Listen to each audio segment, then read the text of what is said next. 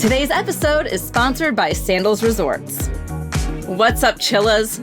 When wedding planning after you get engaged, one of the first things, and actually pretty much next to the budget is the first thing you should do, is find your venue. Everything else is a domino effect after that, as we know. And to help us with this today is Shannon Tarrant, who is the founder of Wedding Venue Map, expert on all things venue, and I'm so excited to have her here today. Welcome, Shannon. Oh, sharing about venues and finding a venue is my cup of tea, so I'm excited to help. Well, tell us a little bit about your background, because you kind of serendipitously fell into hospitality and catering. Yeah, I was always such a fan of working in restaurants and things like that. So I started my career really in offsite catering, where I found my love of venue because I got to bop in and out of all of the different venues in our Central Florida market, and kind of graduated into working specifically for one venue and just loved it, being able to help the couples find the perfect space, whether it was us or somewhere else. But after 10 years of working hand in hand with the couples, I just saw a really big hole in our small market here in Central Florida in the Orlando area, that there were so many incredible venues in the market that the couples had never heard of or weren't finding. And so that's how Wedding Venue Map was born. It's a print and digital directory that allows the couples to be able to filter between like 75 different criteria to really find the right venue for them, instead of just only what's in the market. And I know at first hearing that, especially if this is your first time planning a wedding or any kind of event, hearing 75, like that seems like a lot. But really, when you break it down, you're probably figuring out your aesthetic, your vibe, your guest count, because all that's a big factor, right? Absolutely. And even things as small as if in tying your pet into the wedding is super important. You want to find a venue that is pet friendly. And so we really took the time to talk to the couples and look at the data and the stats as to what was important to them, to say that it's not just, the main things you would think of like guest count and vibe and style, but indoor, outdoor. Yes. Some couples have some really specific needs when it comes to their type of venue and what it must have. So we've added some of those maybe deeper filters as a part of the search on the site. And that's something we're going to deep dive on right now, because what are some of those things that couples don't consider? Because this is a conversation we need to be having. One of my favorite things about, working with couples is we participate in almost 25 wedding shows a year. As much as people think, oh, you're an online directory, we're having these one-on-one conversations with the couples searching for a venue. And what we're finding right now is that they don't even know the first criteria, right? At the point at which they're already out searching for a venue and they haven't maybe made the guest list yet, which is really defines all of it, because they're trying to figure out, do I want small or big? Do I want to elope and just have two of us, or is it going to be 20 or 200? And so I think, some of the really common ones, if these are the only things you look at to start, would really be looking at the guest list. And, we define a differentiator in between setting versus style. So the setting is like the type of building. It's a hotel, it's a barn, it's a ballroom, and the style is more the vibe check. Am I looking for something moody, romantic, whimsical? And so really, if you can just start having the conversation of what's the style of the vibe we want, what's the setting type of building we think we want to be in, and then how many guests are we having? If you can narrow down those three, you can filter the list quickly. Well, and with that too, because obviously budget's a huge factor with this as well. Like, you might want this moody romantic castle wedding, but it's going to cost a fortune because, much like industrial spaces, they're DIY, as opposed to a hotel ballroom where tables and chairs are provided. You can upgrade certain things, right? Like the better chairs. But with these DIY spaces, it's going to cost a bit more because you have to rent everything from fork and spoon to the linens to the tables, etc. So how can we realistically place our budget with this factor when looking at venues? Well, that's the hardest part, right? If we're starting with Pinterest boards, maybe before we're even engaged, let's just call it what it is, right? If we're starting some and Pinterest we're all guilty. We have the secret boards. Oh, yeah. Girl, I had a board like the day I started in the industry, and I used to joke and say I'll do photo shoots to execute my dream weddings while I was still single, right? But Pinterest is meant to be a mood board. It's not a budget. So it's giving you inspiration and ideas. And a lot of times, unfortunately, our industry constantly fails at telling you what all of those things actually cost.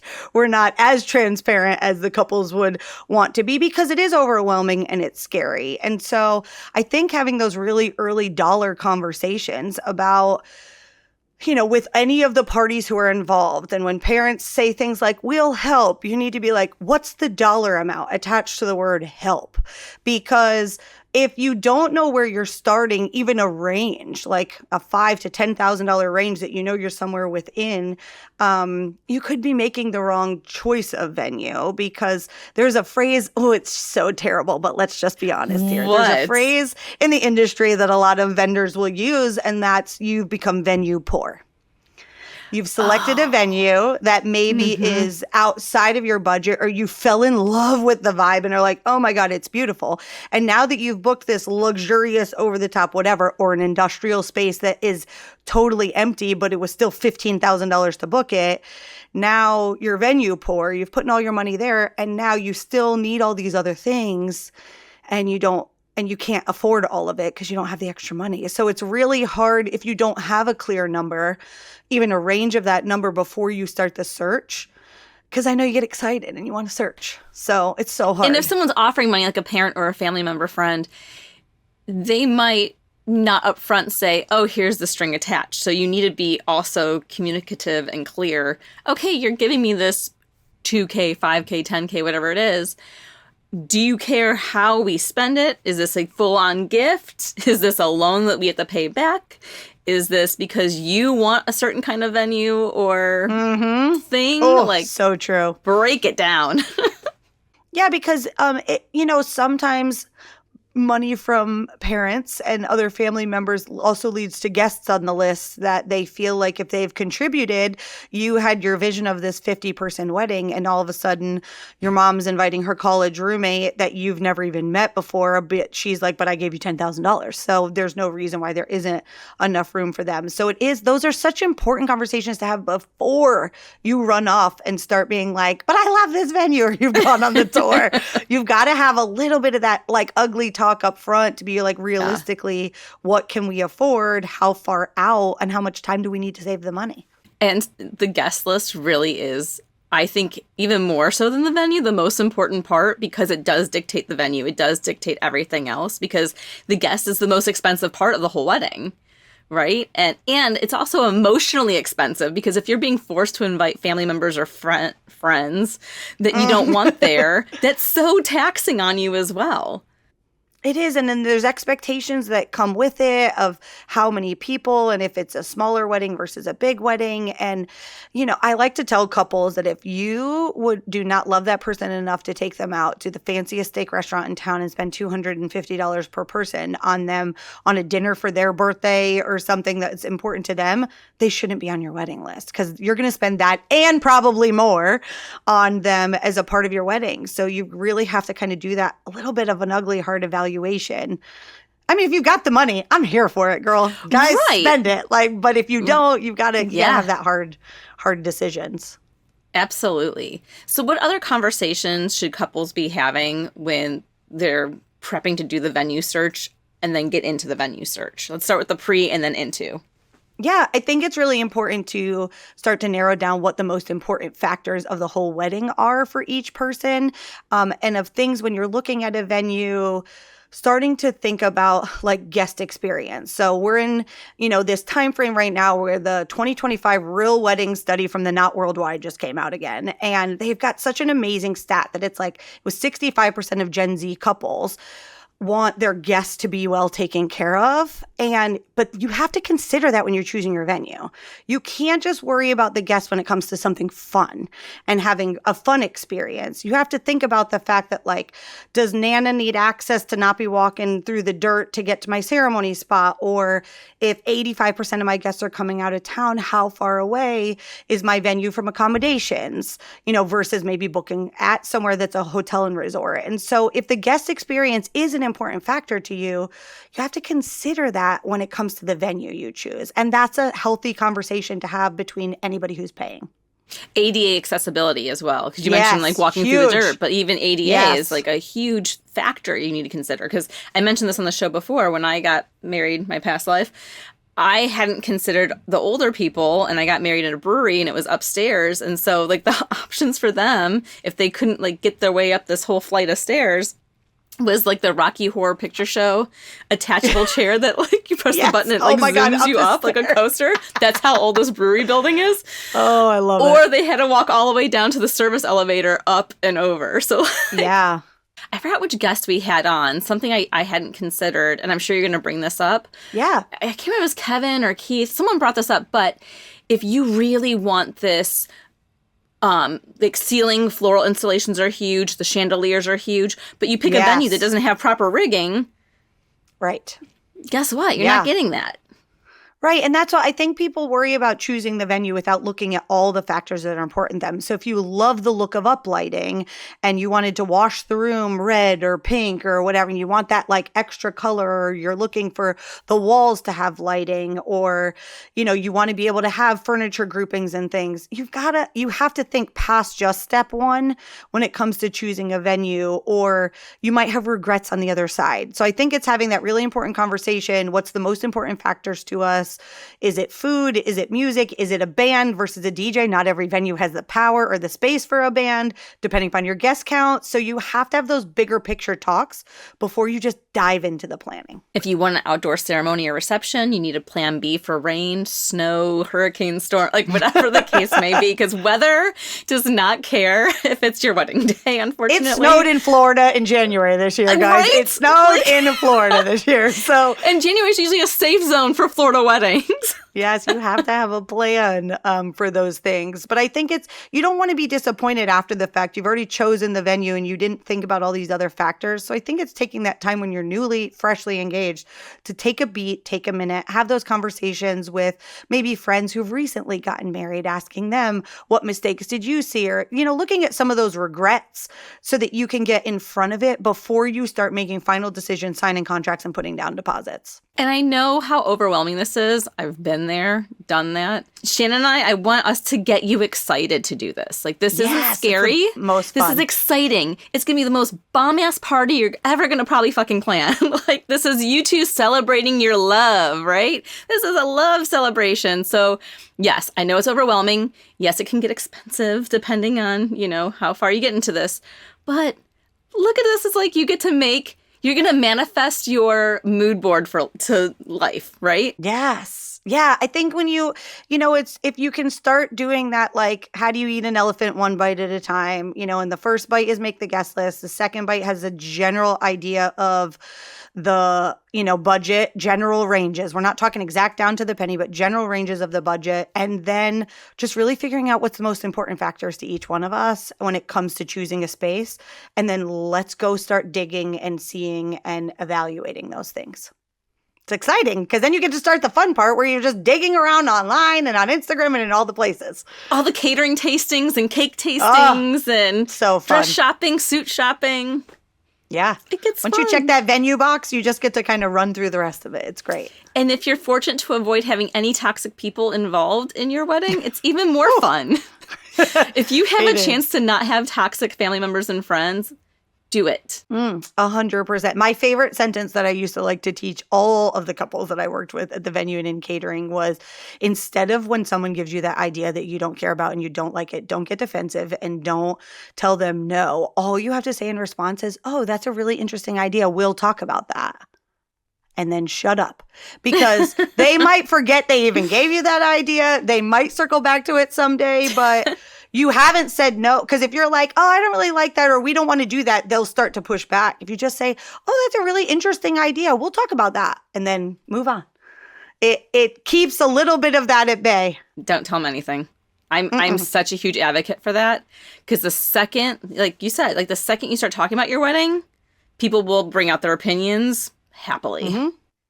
Yeah, trust that like small circle of people and maybe some who've already done it recently. You're not asking somebody who got married 10 years ago. They can't help you find a venue because they haven't looked and been through that process in a long time. And if you have a wedding planner, they're the perfect one to vent to. And just like, if you get so excited, just spill your guts to them because they're helping you plan anyways. And then you don't have to tell everybody everything.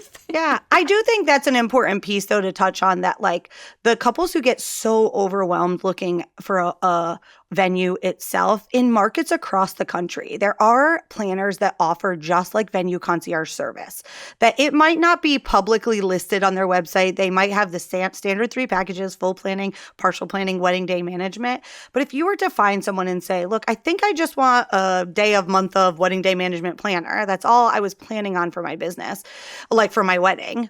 Then if you were to say, I'm really struggling with this, I bet you a lot of them, for a fee, of course, but would help guide you through that, be a little bit of a venue concierge, helping you to define some of those things to help you along the way. Because I know in our market, our couples are so spoiled because all they have to do is DM us, give us criteria, and we can help sort for them. But you do have planners in your market who have that knowledge and expertise and might be able to help you. That's a fantastic tip. And something people should definitely consider, especially if you're not ready to commit fully to a planner yet, because that's something to budget for as well. It is a great way to start. You talk about the conversation we need to be having. Yep. When you said this to me in our emails, I was like, wow, that's quite the Bridechilla fuck it kind of attitude where it's like, maybe you're not finding the one because you're the problem. Yeah. Yeah. So, okay, let's talk about this. Let's talk about it. So here's the problem, right? There's so many times that couples go onto our website or other websites and they criteria so deep of all these things, their must-have list has gotten insane, right? It's not there. I have to have all these things to be able to choose the venue. And so then they're not finding it. Or I'll do venue concierge with couples at a wedding show and they'll show up with a list of like 100. And I'm like, none of these venues are even like the other. Like that one's a barn and that one's a resort and this one's tropical in Georgia in the mountains. Like sometimes you're the problem, way overthinking and overanalyzing and having that like decision paralysis of moving forward.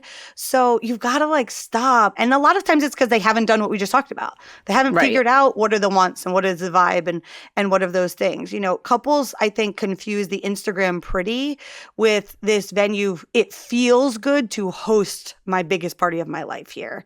And so you can't get that feels good expectation or that you can't really understand that from pictures on a directory listing, on a website, on Instagram. You really have to like go and see it. So booking the tour is like, you got to get movement going and not book 70 of them. God willing. Don't do too many. Yeah, to like Instagram pretty. Like you can see Selena Gomez's wedding and whomever else. Or even if just you attended your friend or your cousin's wedding at this spot and you're like, oh, well, this would be cool for a wedding. So you know it. It's familiar. So you just think, well, maybe I should just do that. They seem to have a good time with it. But it's not really you and your significant other.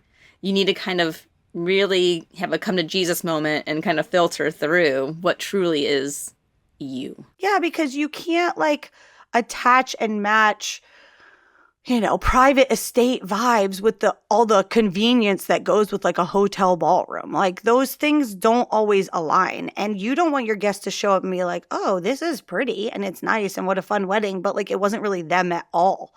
And so you have to find the places and the spaces and the things that like really tells your love story as a part of what the party you're throwing. Imagine a wedding day where each detail is already taken care of, allowing you to savor every moment. At Sandals, your dream wedding can finally become a reality.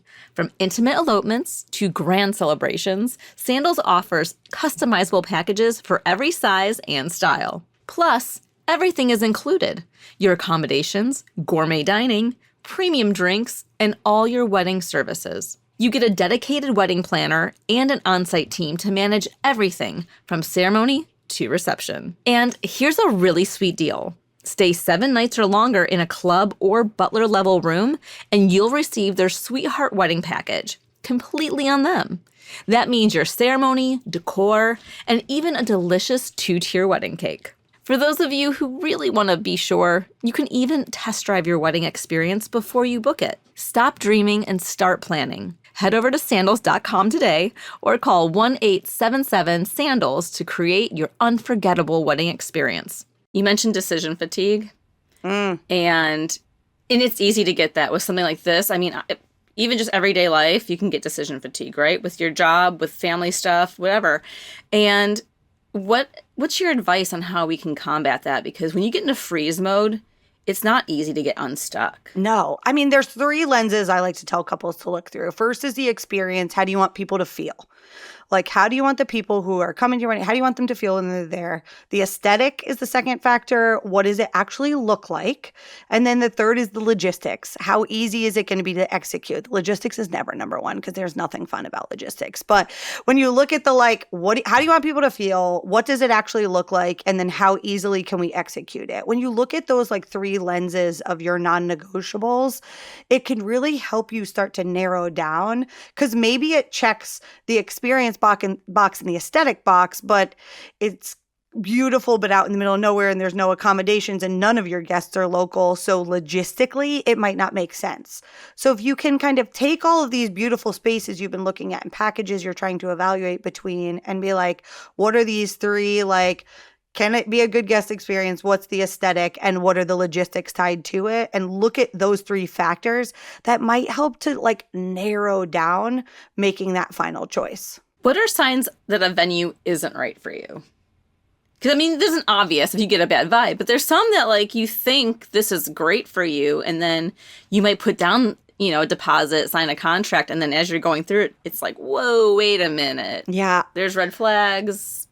I mean, I think you can Google and watch a million TikTok videos and Instagram reels about questions you should ask on your venue tour. And there's some fantastic ones there. There's a few little dirty ones I like to teach people that might sometimes it slips through the cracks. So one of them is, what restrictions do you have that affect the guest experience? Okay. Very different than what are your restrictions? Because they may be we have no fireworks. And you're like, I wasn't going to have fireworks anyways. I don't care. So what are restrictions that affect guest experience? Things like, what time are there noise ordinances? Do you have to cut the music off early? That would change the guest experience of being there. So what are those restrictions, things you don't allow? I love the question, as we build our budget, are there any upgrades or add-ons at your venue that most couples choose that we should be planning on?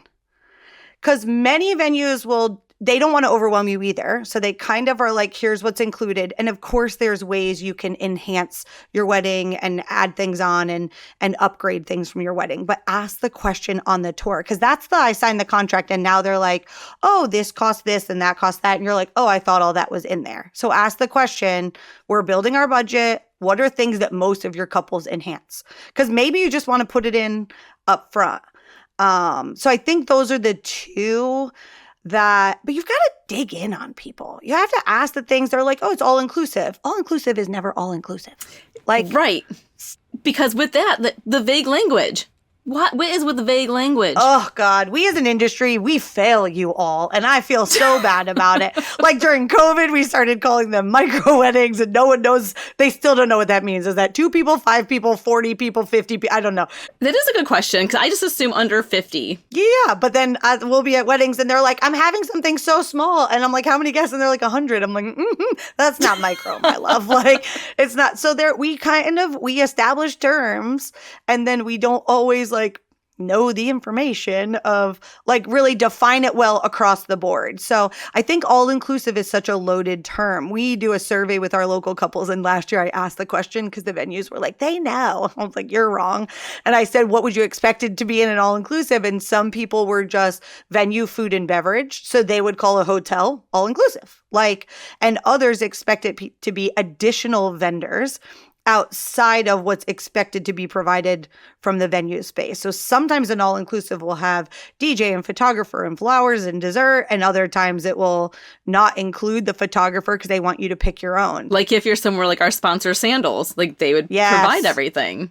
But here in the U.S. in specific, I mean, every country has their, different thing, but Yeah, and every venue defines it differently. So I think it's understanding, they've kind of built the all-inclusive for their venue that they know their ideal client wants and or cares about. So it might not include things because they say, well, we have some decor pieces, and if you don't care about flowers, we didn't want to increase the cost and add flowers in. So you can always go add that and enhance that if you want to. So I think asking and being really clear, what does it include? And not just it includes the photographer, be like, how many hours, how many photographers, get down to the nitty gritty, because all inclusives are amazing for the next generation of couples, whether you're traveling to Sandals for a destination, all inclusive and any of their amazing opportunities that they have, or you're finding an all inclusive in your market. It can take off so much of the stress and so much of the pressure if that's right for you.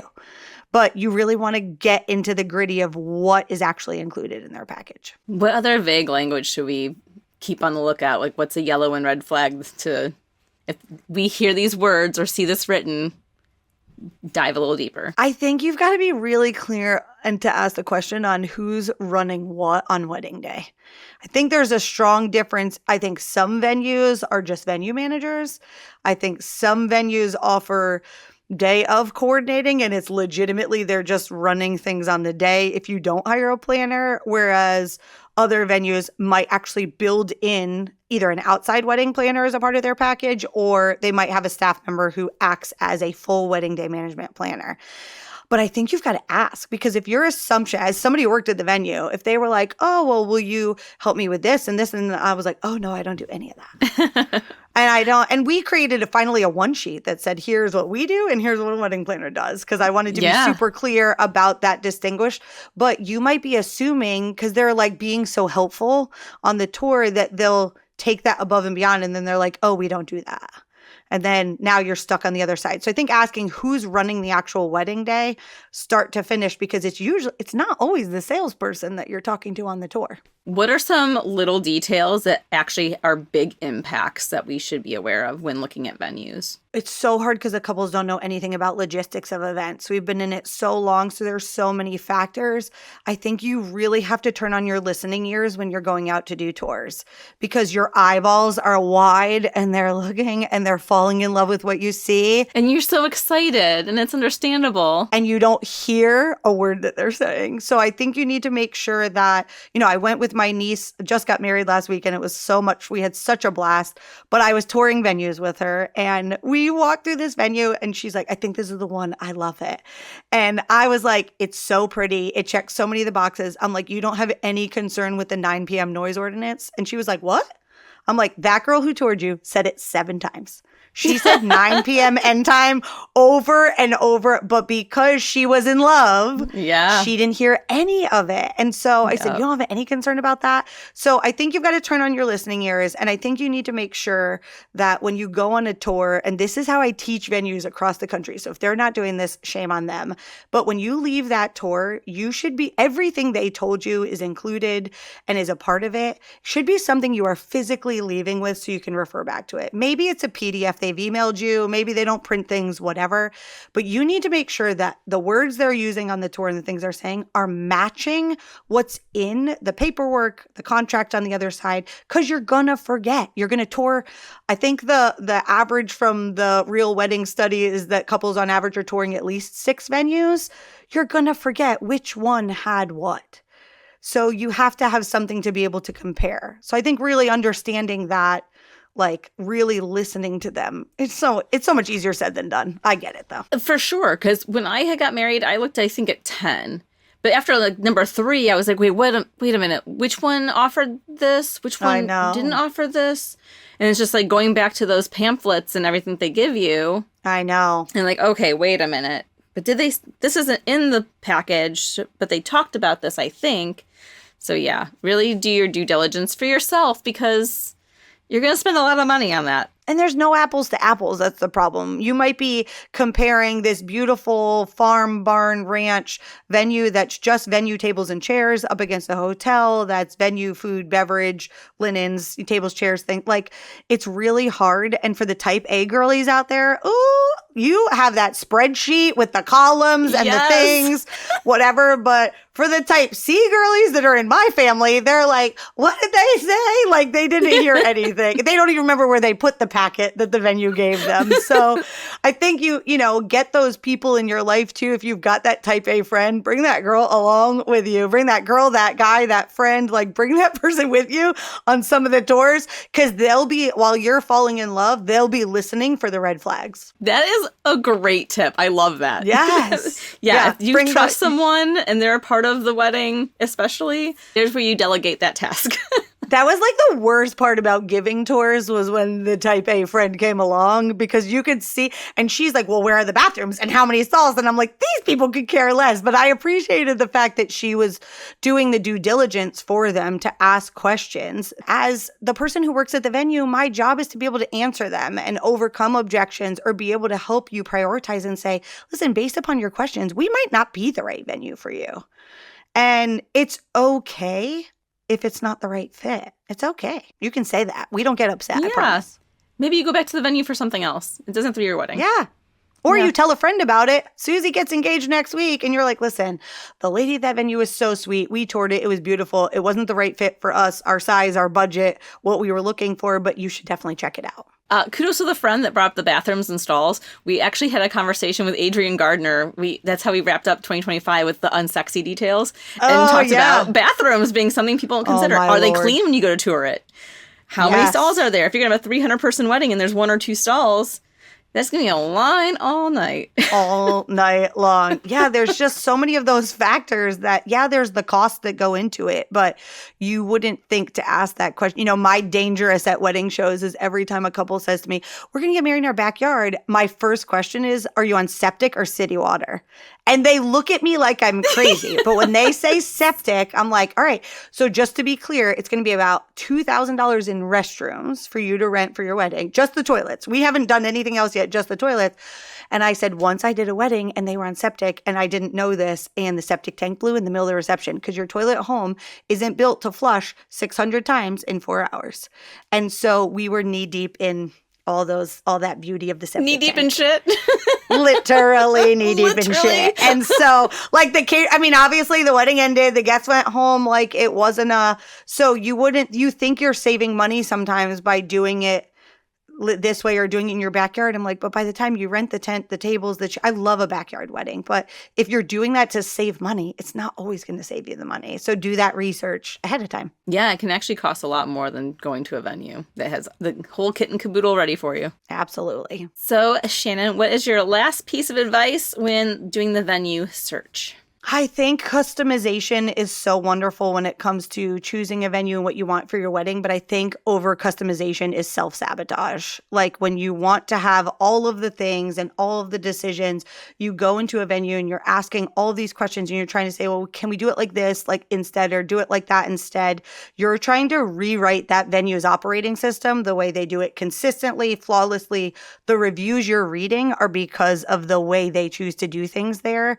It might just not be the right venue for you if you're trying to remove everything they have and bring in, or can I drape and hide all the walls, and can I do all these, like, but maybe it's just not the right venue for you. So don't try to put a square peg into a round hole and force the venue to fit into the vision you want. Just keep looking for the venue that's the right fit for you. That's great advice, Shannon.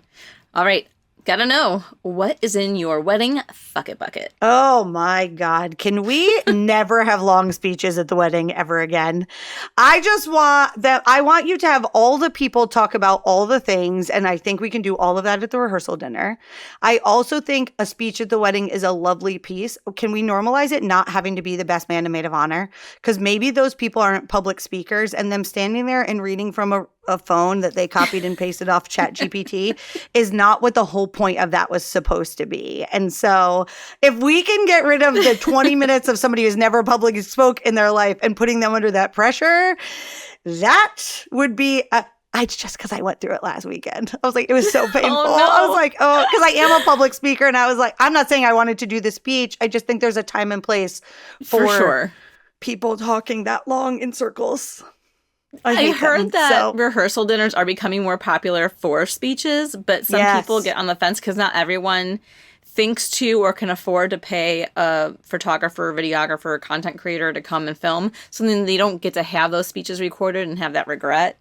So it's kind of... But like, don't overthink it. Like, you want that speech, buy a $20 tripod off of Amazon, put it in the front and hit record on your phone. Your phone is so, if you have a new phone, your camera is so advanced on that thing. Set it to high def and hit record so that you have that piece for your own memory and have somebody in your family who's that girl. I mean, I joked and said last weekend I was the content creator. She did not hire one, but I shot. And then the next morning I was whipping her all the, and she's like, this is amazing. I'm like, you're welcome, love you. Like, here you go.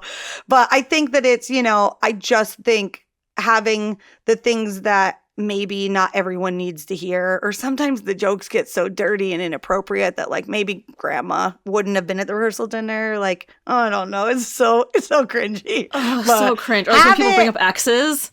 Oh, like, God. why? Like, have it if you want it. Like, I'm not saying don't do it. I'm just thinking through, like, ask yourself all of the things that should live in the fuck it bucket. That's like, I don't want to do this shit.